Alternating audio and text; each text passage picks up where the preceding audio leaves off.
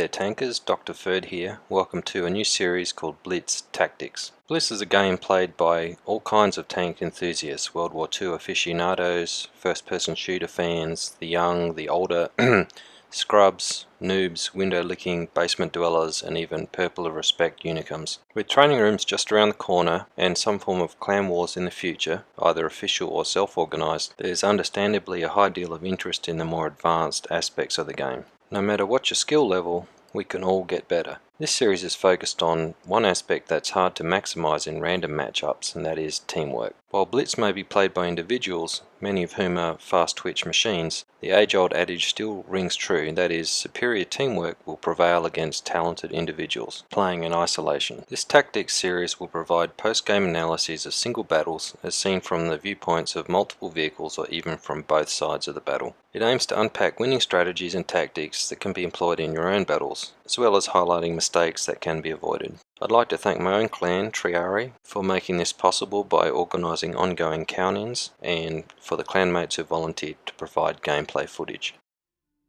Without further ado, I bring you Canal Crossfire Episode 1, a Tier 9 battle on Canal. You can see from the lineups that it's a very even matchup. The team that spawns in the east is shown on the right. They have 5 Tier 9 heavy tanks, 1 Tier 9 medium tank, and 1 Tier 8 heavy tank. The west team, shown on the left, has 5 Tier 9 heavies, 1 Tier 9 TD, the Doom Turtle, and 1 Tier 8 heavy tank. So advantages of the east team is the T-54 medium tank with its high mobility. The advantages for the west team is the Doom Turtle with its larger gun. So the question is, despite the individual talents of the players involved, which team is going to use their strengths to their advantage on this map and this particular matchup? The rollout of the east team is as follows. The T-54 scouts the southeast corner before taking up position in cover. The ST-1 moves aggressively into town, taking up position near the bridge. The E-75 and IS-8 platoon are spotted on the edge of town. They move into the canal to take up cover before pushing their advantage into the bridge area. The 3 remaining east heavies take up covered positions in the hills overlooking the cap circle and the town area.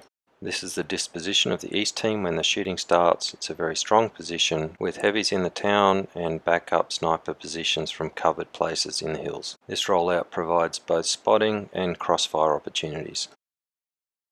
The rollout of the west team occurs in essentially linear fashion around the northern end of the map. The lead tanks make preliminary spot on the E-75 IS-8, but the rollout continues until the first meaningful contact occurs, which is the east M103 in between the hills. The rollout of the west team leaves them in a linear array, with the T-95 stuck out the back and unable to participate in the earliest exchanges. As the conflict breaks out, the east is in a much stronger position, with active spotting, concealment and cover, and lanes of crossfire, and an unspotted T-54 sniper in the hills. The summary of the battle is as follows. The heavy tank platoon moves up next to the bridge to exert pressure in this area of the town. The east ST-1 moves up between the bridges and puts crossfire into this area of the map. In the decisive part of the game, the unspotted T-54 and east heavies in the hills use concealment and hold down positions to take advantage of overlapping fields of fire onto any enemy tank that comes into the town.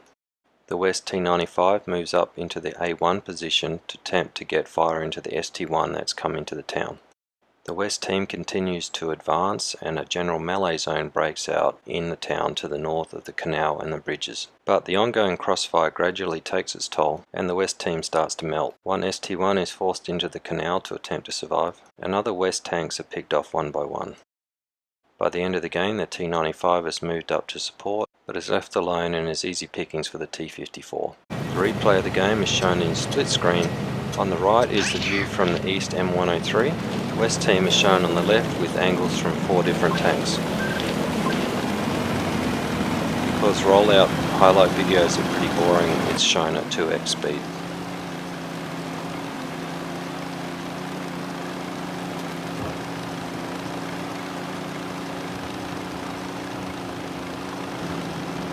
At around about a minute into the game, the east team has already learned that it's clear of tanks in the southeast corner, and attention therefore swings to the town and to the west team coming around from the north of the map.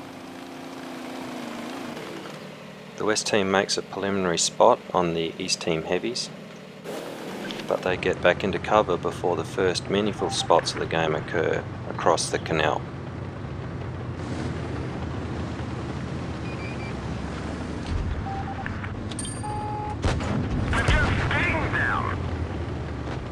The initial volleys in the exchange are actually fairly even, but the West team has very little knowledge of the trap that it's about to walk into.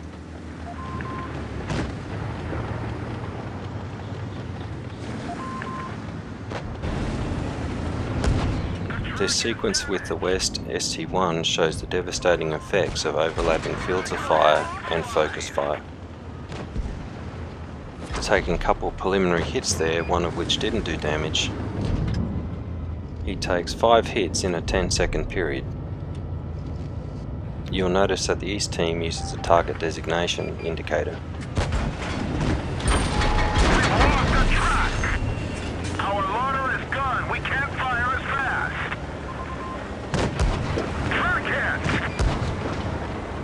The effect of which is an erasure of about 1,000 hit points.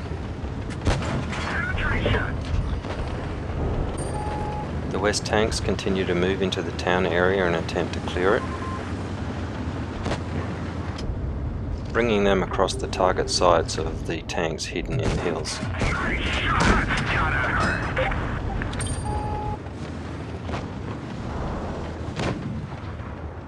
You can see that both teams are using targeting designators to indicate which tanks should be the attention of focus fire.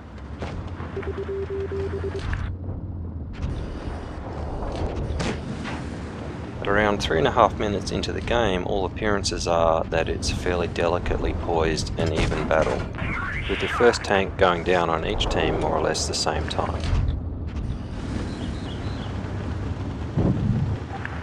The reality is though that the East team has been managing their hit point trading much more effectively and still has hard cover positions. First West ST1 is damaged heavily and is forced to retreat into the canal and attempt to survive.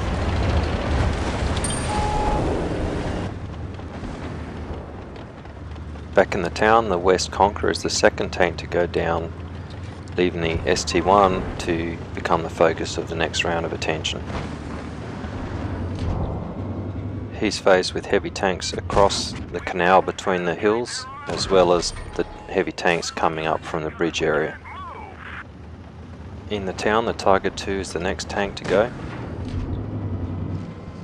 And the scores 1-3, the cumulative effects of crossfire are starting to really kick in.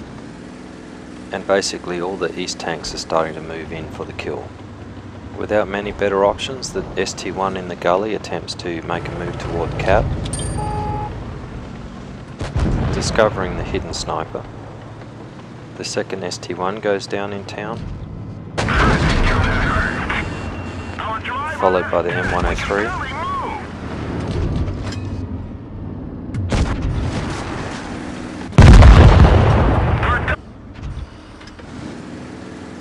Which leaves the T95 to consider his fate, which happens all too often to tank destroyer drivers.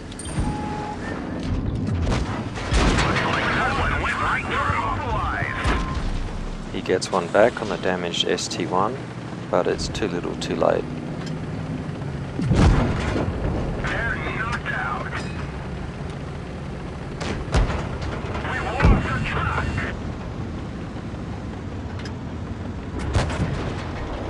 And the game ends with a resounding 7-2 victory for the East team.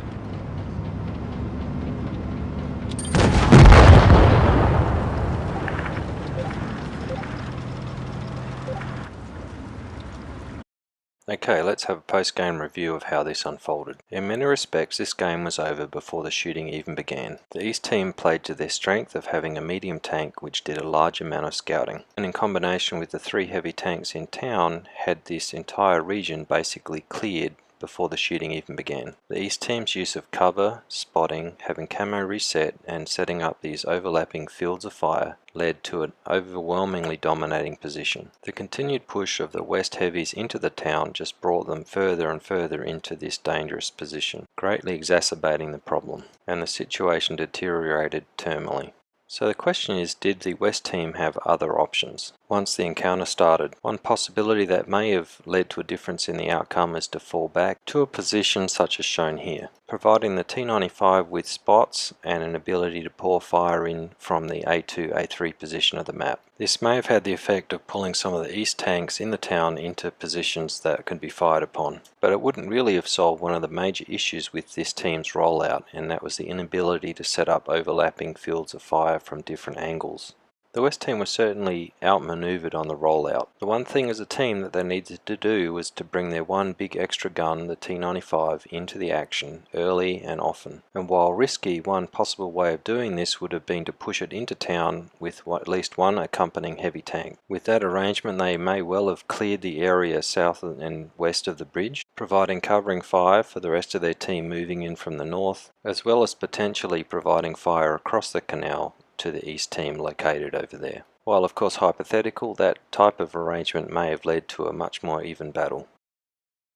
The last point to make is that this battle was recorded a couple updates ago on the original version of this map where the cap was in the D4 area. The flag has since been repositioned to the C2, C3 area, the great irony of which is that the West team's rollout is much more viable in this scenario. And while the meta is still heavily focused on the southeast corner of the map, particularly for medium tanks, teams that roll out from the west that set up in the C1 to A3 arc have actually established a very strong position overlooking the cap with many of the features that the east team achieved in this game. There's hard cover behind the hills in that arc, as well as elevated sniper positions at A1. While it might not have come off in this match, this western rollout is currently in play in public matches and can certainly provide for strong team positions going forward.